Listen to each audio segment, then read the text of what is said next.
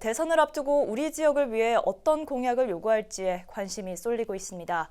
대선 주자들이 앞다퉈 지역을 방문하면서 현안 해결을 약속하곤 있지만 이를 담보하기 위해선 공약으로 확정시키는 게 중요합니다. 하지만 공약이 됐다고 해서 또 일이 끝난 건 아닙니다.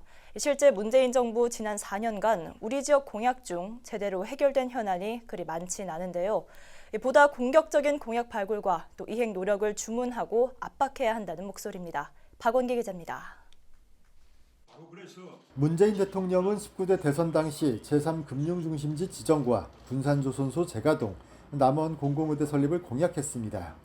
하지만 금융중심지 지정은 정치적으로 또 지역 이해관계로 끝을 할 수 없고 군산조선소 재가동은 요원하기만 합니다. 남원 공공의대 설립도 의료계의 저돌적 반대와 야당의 미지근한 태도로 유야무야되고 있는 상황입니다. 전북의 친구임을 자처한 문재인 대통령이고 민주당이 집권 여당임에도 지역 현안이 해결되지 않는 모습입니다. 계속 이런 과정이 반복이 되다 보니까 그런 선거가 지날 때마다 지역의 주민들, 지역 시민들은 허탈함이랄까 또는 어떤 기대감 같은 것들도 찾고 못 갖게 되는, 그래서 더욱 정치에 대해서 관심이 없어지거나 외면하게 되는. 그렇다고 이들 공약에만 매달리고만 있을 수는 없습니다. 그린수도 생태계 조성은 일단 첫 발은 내딛었습니다. 전주 완주를 수소 벨트로 묶고 새만금을 수소 생산기지 클러스터로 조성하고 있습니다. 군산을 중심으로는 전기차 생산도 시작됐습니다.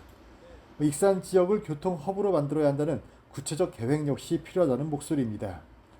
전라선과 호남선이 교차하지만 다른 지역과는 달리 익산역 활용이 제대로 되지 않고 있다는 지적입니다.